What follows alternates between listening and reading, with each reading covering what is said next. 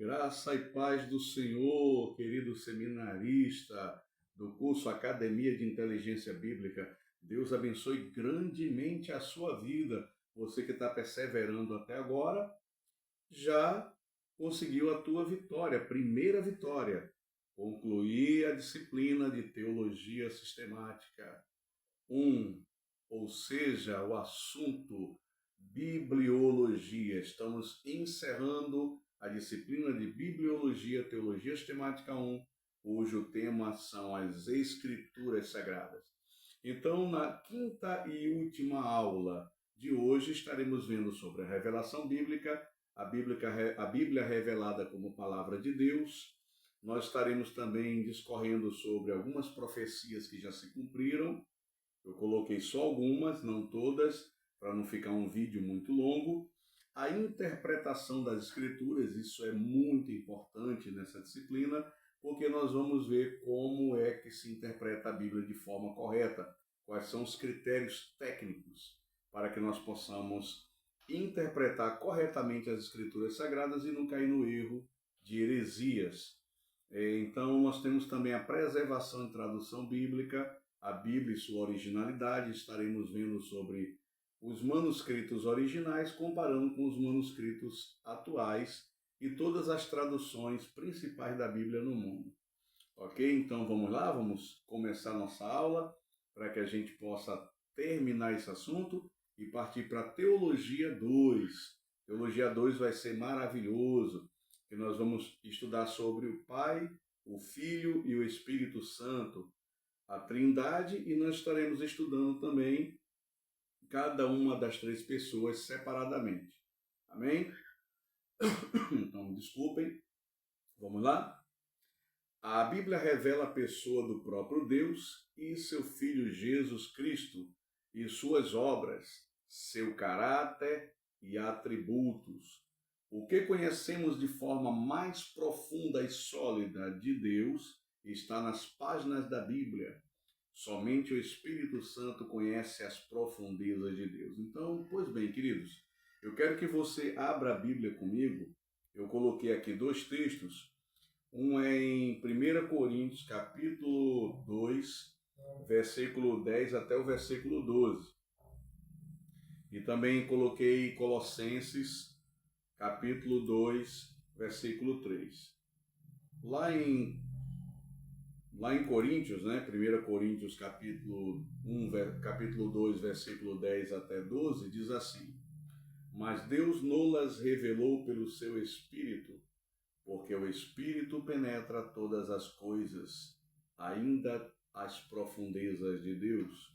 Porque qual dos homens sabe as coisas do homem, senão o próprio Espírito do homem que nele está? Assim também ninguém sabe as coisas de Deus, senão o Espírito de Deus. Mas nós não recebemos o Espírito do mundo, mas o Espírito que provém de Deus, para que pudéssemos conhecer o que nos é dado gratuitamente por Deus. Presta bastante atenção. Paulo aqui está dizendo o seguinte, que tudo que conhecemos como revelação da pessoa de Cristo, da pessoa de Deus, dos planos de Deus, através da sua palavra, nós conhecemos porque o Espírito do Senhor, ele extrai das profundezas de Deus, extrai do coração do próprio Deus e revela ao seu povo. Então nós só podemos entender a Bíblia, interpretá-la corretamente. O primeiro passo para uma interpretação coerente e correta das Escrituras é nós termos comunhão com Deus e com o Espírito Santo e com o seu Filho Jesus. Aí onde entra Colossenses capítulo 2, versículo 3. Que lá o apóstolo Paulo diz que todos os tesouros da ciência e da sabedoria estão com Cristo. Então, se o Espírito de Deus extrai do próprio Deus, das profundezas do próprio Deus, a revelação bíblica, a revelação da sua palavra, e somente o Espírito Santo pode revelar isso ao homem. Se não for por meio do Espírito Santo, o homem não vai ter compreensão dos oráculos de Deus. Jesus também. É a partir de Cristo, é em Cristo e pela obra do Espírito Santo que nós vamos entender as Escrituras Sagradas. e nós vamos compreender a palavra de Deus. A mensagem de Deus, nós vamos conseguir extrair o que Deus quer nos transmitir, nos ensinar através da luz da revelação do Espírito. Vamos lá, vamos dar continuidade. Só conhecemos o plano de Deus para o homem por meio da sua palavra. É verdade, é o que eu estou dizendo para vocês. Então, nós só podemos conhecer o que Deus quer para a humanidade, qual é o plano, qual é a mensagem de Deus para toda a humanidade, quando Deus aponta o caminho da salvação de todo homem através da palavra. É a palavra que vai revelar que o homem é pecador, vai falar do pecado original, nos convencer de que existe o pecado original, que o homem quebrou o pacto com Deus no Éden, que o homem ele se tornou morto espiritualmente e que o salário do pecado é a morte, que o homem está morto espiritualmente e fisicamente está caminhando para a morte. Então, isso é uma sentença dada por Deus por causa da transgressão, da quebra de aliança no Éden, por conta do homem ter pecado e desobedecido a Deus. Então, a Bíblia ela vai mostrar isso, vai nos revelar que nós estamos separados de Deus e que, portanto, a necessidade de um redentor, de uma redenção, de alguém que nos reaproxime com Deus, de alguém que nos restaure a condição de filhos e renove a nossa comunhão com Deus de novo e restaure o paraíso perdido e nos encaminhe para o caminho da salvação eterna e para a vida eterna nos livrar de uma vez por todas da morte física e espiritual. Então, somente a Bíblia que vai revelar toda a doutrina, todo o ensino, que vai elucidar esse tipo de conhecimento para restaurar o homem entender o que Deus quer para o homem, afinal, e o que o Deus fala a respeito do estado espiritual do homem e a ajuda que Deus oferece ao homem para restaurar o homem.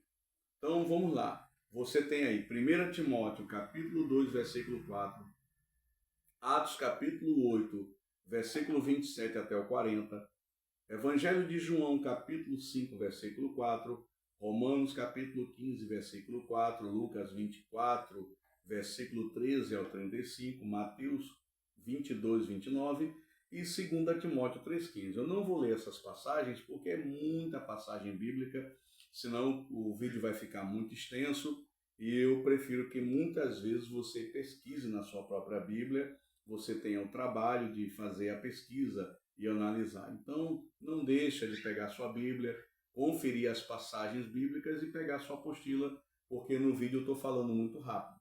Na apostila você para e dá uma analisada com mais tranquilidade. Então, a Bíblia ela é palavra de Deus, ela é revelação de Deus, porque Deus a colocou como escritura sobreexcelente. O próprio Deus ele colocou a sua palavra em lugar de maior honra. Então, quero que vocês acompanhem comigo, faço questão que vocês leiam Salmo 138, versículo 2, que diz assim: Inclinar-me-ei para o teu santo templo e louvarei o teu nome pela tua benignidade e pela tua verdade, pois engrandeceste a tua palavra acima do teu nome. Então, você pode observar aí a honra que Deus confere à sua própria palavra. Para você também dar um embasamento melhor, isso que eu estou dizendo, sobre a palavra de Deus ser importantíssima, de extrema relevância e excelência, Mateus capítulo 4, versículo 4, quando Jesus responde ao diabo que nem só de pão viverá o homem, mas de toda palavra que procede da boca do Senhor. Isso mostra o quanto a Bíblia ela é tão indispensável para a sobrevivência do homem, sobrevivência no caso da alma do homem, quanto o pão natural para a sobrevivência do corpo humano, manutenção da vida. Ela deve ser pregada e ensinada. Então a Bíblia ela não é só para você ler, estudar ou meditar. Ela para que você possa, depois da meditação, do estudo, da leitura, você tem que pregar a palavra e ensinar. Isso é mandamento bíblico. Vamos lá para 2 Timóteo, capítulo 4, versículo 2, diz assim: pregue a palavra, esteja preparado a tempo e fora de tempo, corrija, repreenda, exorte com toda a paciência e doutrina. Aí você tem também Deuteronômio 6:7, e as intimarás a teus filhos, e delas falarás assentado em tua casa, e andando pelo caminho, e deitando-te, e levantando-te. Então aí está a ordenança de Deus para que a Bíblia seja pregada, o Evangelho deve ser pregado, e o Evangelho e as Escrituras devem ser ensinadas. Ou seja, a pregação da palavra e o ensino bíblico fazem parte do projeto de Deus em nos conceder as Escrituras sagradas nas mãos de Israel e nas mãos da igreja. Vamos lá.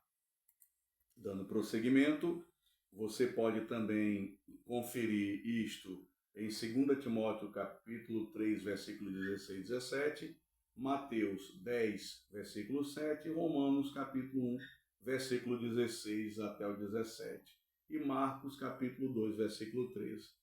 A palavra de Deus purifica o homem. Lá no Evangelho de João capítulo 15, versículo 3, diz assim: vós já estáis limpos pela palavra que vos tenho pregado. Então o próprio Jesus fala para os discípulos que as palavras que ele está ensinando aos discípulos durante os seus 3 anos de ministério, toda a instrução de Jesus, toda a doutrina e mensagem, ela tem o poder de purificar, de limpar a alma de todos os seus discípulos e daqueles que ouvem e guardam suas palavras. Nós temos aí, ela é poderosa, a palavra de Deus realmente, ela é poderosa. Vamos lá para Hebreus. Vamos lá, Hebreus capítulo 4, versículo 12, diz assim, bem conhecida essa passagem. Porque a palavra de Deus é viva e eficaz, e mais penetrante do que qualquer espada de 2 gumes, penetra até a divisão da alma e do espírito, e das juntas e medulas, e apta para discernir os pensamentos e intenções do coração. Observa o poder que a palavra de Deus tem. O próprio início do versículo diz que a palavra de Deus ela é viva. Ela é viva e é eficaz. A eficácia das Escrituras é algo que vai realmente conseguir cumprir o propósito a qual a palavra foi destinada. Seja salvação, seja edificação, crescimento espiritual, libertação, cumprimento das promessas de Deus, seja o que for. As Escrituras vão ser eficazes para cumprir todo o propósito de Deus. Agora vamos lá. Em Timóteo, 1 Timóteo 4, 13, diz assim, persista em ler, exortar e ensinar até o que eu vá. A Bíblia tem que ser ensinada. Mas também eu esqueci de falar sobre Jeremias, capítulo 23, versículo 29. É importante, eu acabei deixando escapar aqui. Em Jeremias, que é importante vocês lerem também, capítulo 23, versículo 29, eu gosto muito dessa passagem, diz que a palavra de Deus ela é como fogo abrasador, como fogo poderoso de Deus, e ela é como um martelo que esmiuça a penha. Olha a força que as Escrituras têm, olha como ela é comparada. Ela é, além dela ser comparada como uma espada afiada que separa juntas e medulas, faz a divisão da alma e do espírito, ela é eficaz no corpo, na alma e no espírito para cumprir seus propósitos, não é? Segundo Hebreus, capítulo 4, 12, e Jeremias, o profeta Jeremias diz que essa própria Bíblia é como fogo que sai queimando tudo, consumindo tudo, é forte como fogo. E também tem a força de um martelo que quebra, esmiuça a penha, ou seja, transforma a pedra, a penha, a rocha em pó. Então, olha a força que a palavra de Deus tem. Aí você pode ler também Romanos capítulo 10, versículo 17, Salmo capítulo 33, versículo 6, Isaías capítulo 55, versículo 11. Confere lá. Aí nós temos aí, a Bíblia deve ser amada. Salmo 119, 97, Davi fala assim, Senhor, quanto amo a tua lei, ela é minha meditação, meu prazer todo dia. Linda essas palavras. A Bíblia deve ser lida diariamente. Lá em 1 Timóteo 4,13, eu acabei lendo, né, sem querer, acabei adiantando na leitura, diz assim: persista em ler, exortar e ensinar até que eu vá. É Paulo orientando a Timóteo que as escrituras sagradas devem ser lidas. E Isaías 34:16 também, você pode ler lá para endossar esse assunto. A palavra de Deus ela é reta. Nós vamos ler Salmo 33, versículo 4 e 5, diz assim: porque a palavra do Senhor é reta e todas as suas obras são fiéis. Isso. Vamos lá. Agora nós temos aí que a palavra de Deus ela é pura e nos protege do mal. Provérbios capítulo 30, versículo 5. Vamos dar uma lidazinha em Provérbios? Provérbios capítulo 30, versículo 5 diz assim: toda a palavra de Deus é pura, escudo é para os que confiam nele.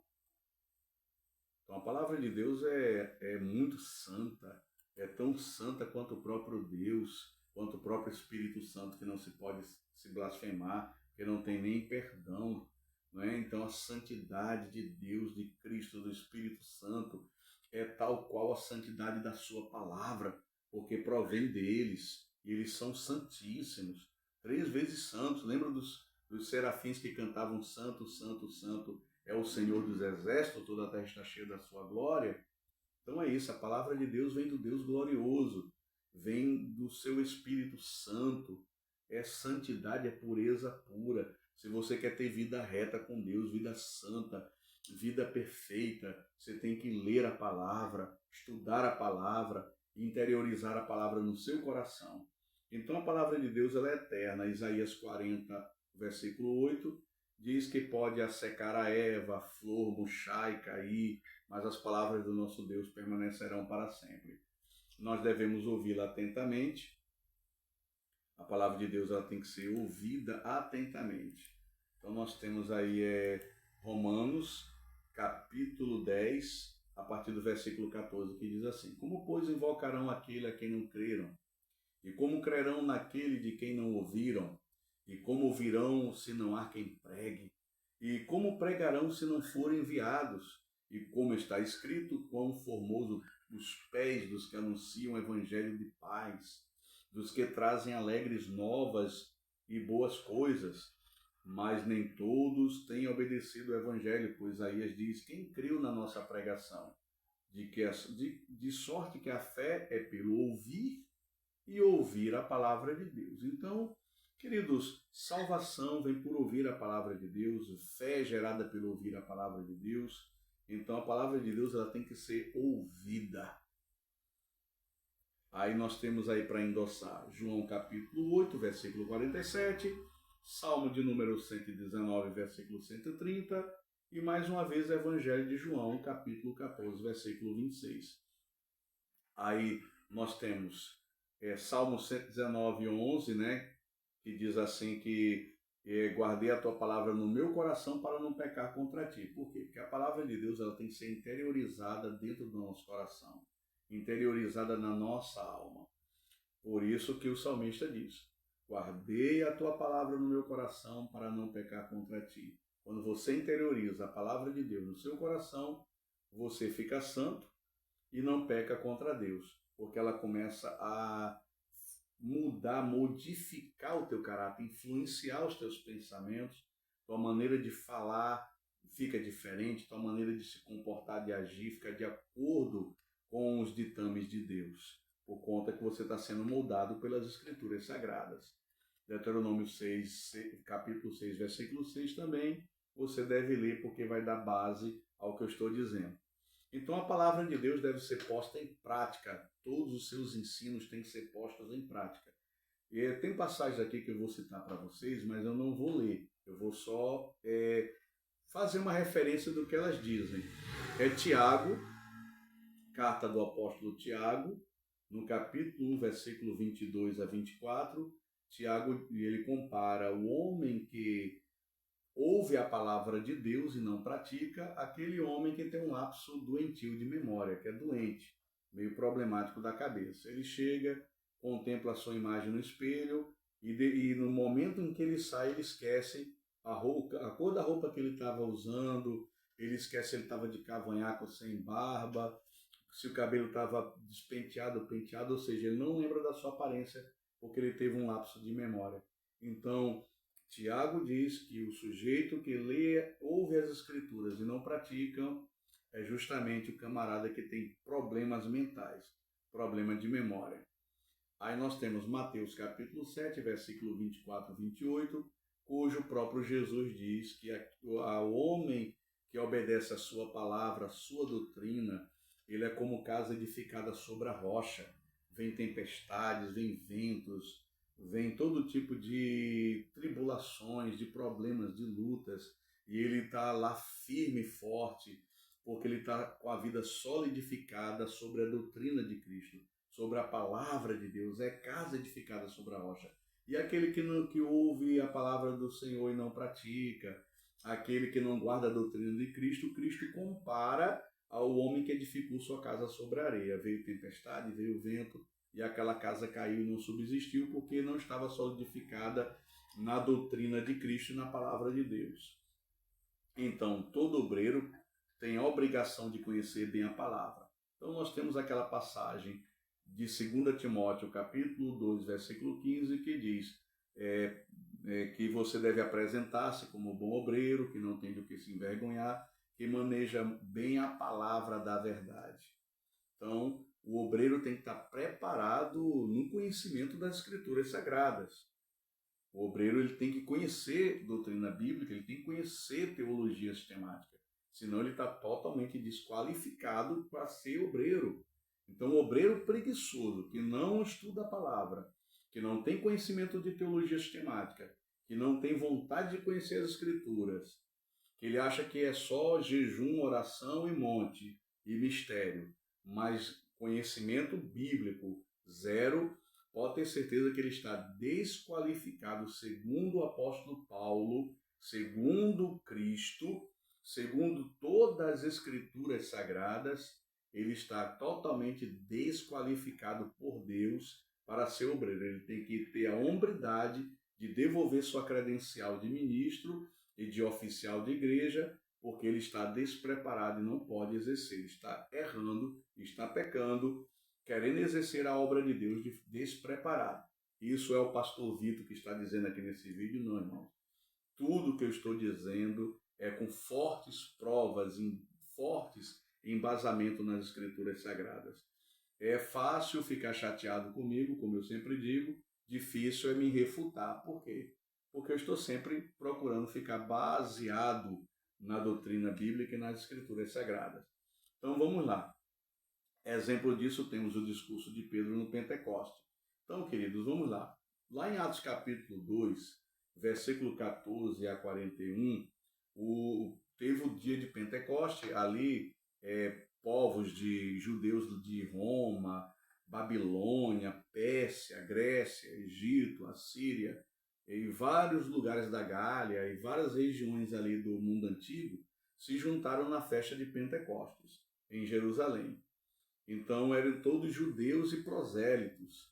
E aquele povo ali reunido, eles viram, contemplaram o fenômeno da descida do Espírito Santo, como línguas repartidas como de fogo, descer sobre os 180 discípulos do Senhor, que estavam ali unânimes, perseverando em oração no cenáculo. E quando eles viram todos eles falando em vários idiomas de suas terras natais, glorificando as grandezas de Deus em todas as suas línguas, homens galileus humildes e letrados, falando em diversos idiomas, eles ficaram maravilhados. E outros, diz o texto, que zombavam dizendo que eles estavam bêbados, cheios de mosto. O que é que vai acontecer? O apóstolo Pedro vai se levantar e vai fazer um discurso, começando do Velho Testamento, falando da profecia de Joel, capítulo 2, dizendo para todos eles ali que o que eles estavam vendo não era manifestação de ébrios, de pessoas embriagadas ou loucas. Ali eram pessoas que estavam buscando a Deus, orando, e que em Jesus Cristo, aquele que morreu na cruz do Calvário, que fez milagres, operou milagres em Israel. Aí Pedro vai citar as escrituras do Velho Testamento, as profecias messiânicas. Pedro vai citar e vai citar a promessa lá em Joel capítulo 2 do derramamento do Espírito Santo nos últimos dias. Quando Pedro ele cita toda a Escritura Sagrada, ele constrói todo o seu argumento pela palavra, pelas profecias bíblicas, com uma doutrina, um embasamento doutrinário perfeito ali diante de todos aqueles judeus. Ele consegue convencer aquele povo. Ele fala da cruz, da ressurreição, dos mortos, da descida do Espírito. Isso tudo ele faz alusão às Escrituras Sagradas no Velho Testamento, com a profecia dos profetas. Então, mais de 3.000 almas se convertem, são convencidas pelo argumento do apóstolo Pedro, justamente por conta do seu embasamento forte nas Escrituras Sagradas. Então, observa que não é só a unção do poder da oração, da manifestação dos dons. Os dons e a manifestação de Deus cooperam junto com o conhecimento bíblico. Os dois elementos devem andar juntos. O conhecimento profundo das Escrituras e o poder do Espírito Santo através de uma vida cheia do Espírito e com manifestações de dons poderosos. Vamos lá? Aí nós temos também o discurso de Estevão, Atos capítulo 7, dá uma lida lá, que Estevão deixa o sinédrio todo calado, os sinédrios, fariseus, escribas, doutores da lei ficam com ódio de Estevão, porque não conseguem prevalecer com ele, com seus argumentos, porque Estevão coloca todos eles no bolso através do conhecimento das Escrituras Sagradas, provando desde Abraão, desde os patriarcas até os tempos dele, que o Jesus que ele estava pregando ali era aquele que a palavra de Deus havia prometido. Vamos lá, algumas profecias bíblicas que já se cumpriram. Nós temos aí a queda da Assíria e da Babilônia, em Jeremias capítulo 51, versículo 1 a 25, Isaías capítulo 10, versículos 5 até o 15, nós temos aí os profetas profetizando sobre a queda da Assíria e a queda da Babilônia, e se cumpriram. Antes dessas duas nações caírem, muitos tempo antes, já havia sido profetizado, muitos séculos antes. Nós temos o surgimento do rei Ciro da Pérsia, 100 anos antes de Ciro nascer. Isaías, no capítulo 44, 45, já profetizava sobre Ciro, sobre a queda da Babilônia, a invasão da Medo-Pérsia, e citava o nome do rei Ciro. 100 anos antes de Ciro surgir. Alguns falam que foram 3 Isaías que escreveram, mas isso aí não tem comprovação. O que nós cremos é que foi só um profeta, Isaías, que escreveu todo o livro, e que Deus é tão poderoso, mas tão infinitamente poderoso, que ele pode revelar todos os acontecimentos futuros, até dar nome de pessoas, mesmo antes dos acontecimentos acontecerem. Nós temos aí o Pentecostes, que nós citamos, capítulo 2 de Joel, se cumpriu lá no cenáculo, em Jerusalém. A destruição do templo e a diáspora do povo judeu, a dispersão do povo de Israel por várias nações, foi anunciado por Jesus em Mateus 24 e 25, e se cumpriu no ano 70 depois de Cristo, quando, por ordem do general Tito, os romanos invadem Jerusalém, destroem o templo, hoje está só o Muro das Lamentações, leva o povo de Israel cativo para Roma, e o povo consegue fugir e disperso. O próprio Jesus fala lá no Evangelho de Mateus 24, 25, que é das grávidas, das que amamentarem naquele dia, orai para que a vossa fuga não se dê num dia de sábado, e etc. Bom, vamos lá. Interpretação das Escrituras Sagradas. Vamos ver como é que nós podemos fazer uma interpretação correta das Escrituras para a gente não incorrer em erros de interpretação.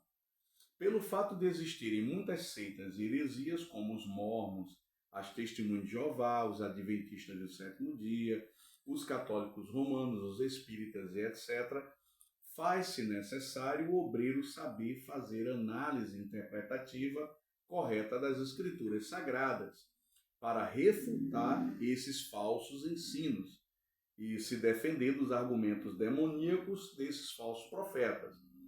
Temos que observar 6 pontos abaixo para obtermos êxito na interpretação da Bíblia. Quais são esses 6 pontos? Eu enumerei aí na apostila, preste atenção.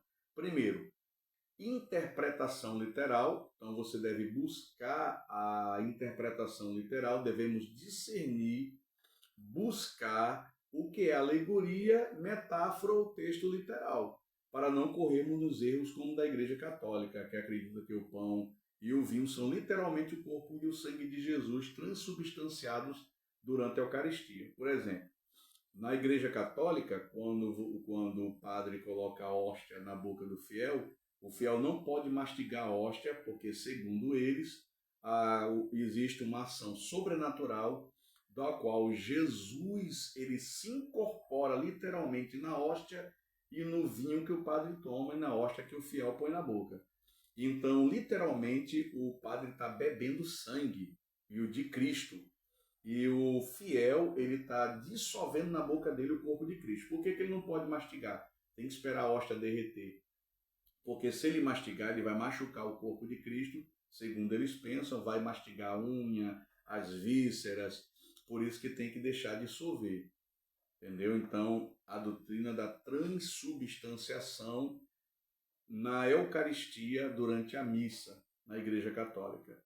Então eles levam, quando Jesus fala, Jesus diz, comei, parti e comei, este é o meu corpo, que é partido por vós, bebei, pegai o cálice e bebei, e tomai em memória de mim, porque este é o meu sangue, o sangue da nova aliança. O católico romano, ele interpreta de forma literal essas palavras de Jesus, acreditando que Jesus está dizendo que ali literalmente é o sangue dele, o suco de uva ou vinho, e o pão é literalmente o corpo dele. Ali é apenas uma linguagem simbólica, metafórica.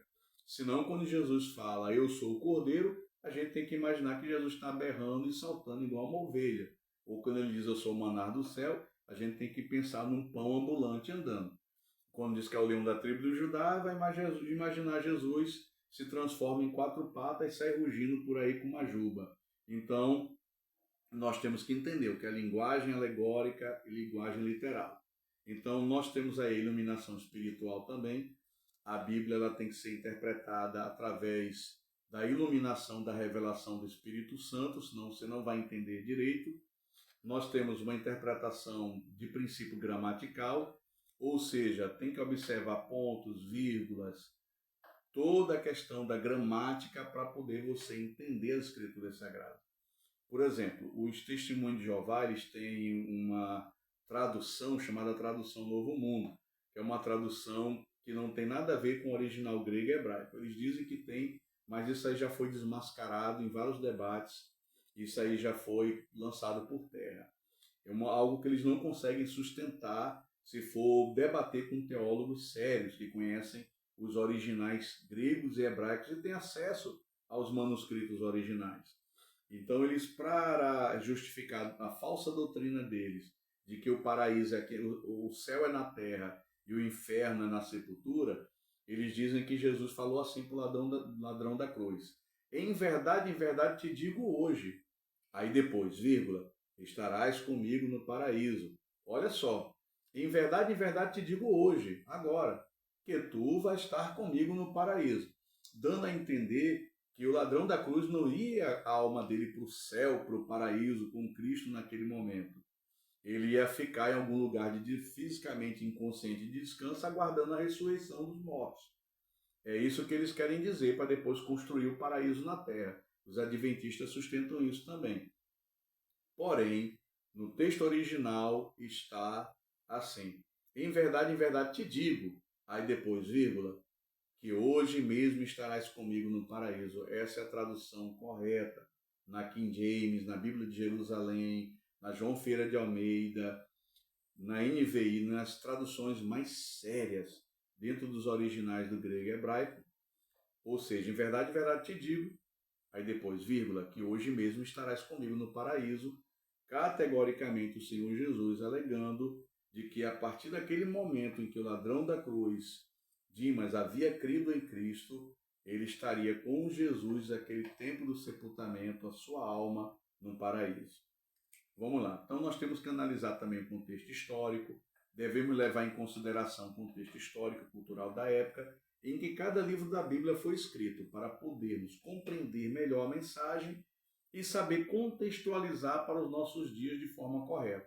Então você tem que entender o contexto cultural, histórico da época, para você não cometer erros de interpretação, ok? Então nós temos também o ensino teológico, o ensino da teologia sistemática, também é a melhor forma de você compreender a interpretação bíblica, é você fazendo um curso como esse, estudando teologia sistemática, para você compreender melhor as doutrinas bíblicas. Simetria bíblica, devemos aplicar uma regra que é ensinada pelos seminários de teologia, que é a hermenêutica. Então, através da hermenêutica, você não vai analisar os versículos de forma isolada. Você vai analisar todo um contexto do que está escrito e vários textos que são paralelos àquela mensagem para poder você construir a doutrina bíblica e entender o que aquele versículo quer dizer. Então, tudo tem que ser analisado num todo, ok? Vamos lá. Preservação e tradução da Bíblia. Nós temos aí a sua originalidade. A Bíblia não sofreu qualquer alteração de seu conteúdo. Com o passar dos séculos, os manuscritos milenares são os mesmos que temos em nossa Bíblia de hoje. Olha que interessante. Ou seja, todo o seu conteúdo se manteve intacto. A prova disto são os manuscritos encontrados em 1947 na caverna de Qumran, na Palestina, às margens do Mar Morto. Então, pastores ali, um pastor que foi procurar a sua cabra, encontrou ela dentro de uma caverna. Ali ele encontrou também uns vasos de barro que tinham quase 12 mil anos de existência, ainda da época de Cristo, e lá estavam vários rolos e pergaminhos do Velho Testamento. Queridos, inclusive do profeta Isaías. Tinha lá Isaías, tem Jeremias e outros manuscritos. Aí os arqueólogos britânicos, eles foram comparar esses pergaminhos antigos, de quase 12 mil anos atrás, comparar com a Bíblia atual. E para o espanto deles e para o espanto do mundo acadêmico, que sempre tentou desconstruir, desqualificar a Bíblia, dizendo que a Bíblia sofreu várias modificações através dos papas, dos religiosos, para manipular o texto e tentar controlar a população, toda essa teoria conspiratória, essa falácia caiu por terra, porque eles pegaram esses manuscritos achados, que tinham quase 12 mil anos, compararam com a Bíblia atual e era a mesma coisa, não havia mudança nenhuma. O texto ficou intacto. Então, todo esse argumento caiu por terra. Quem ainda sustenta isso são pessoas altamente ignorantes que não têm o menor conhecimento de arqueologia e de teologia bíblica. Bom, vamos agora, para nós encerrarmos, ver as traduções. A primeira tradução da Bíblia foi a do Velho Testamento, provavelmente na língua original hebraica para o grego, por meio de 72 sábios judeus.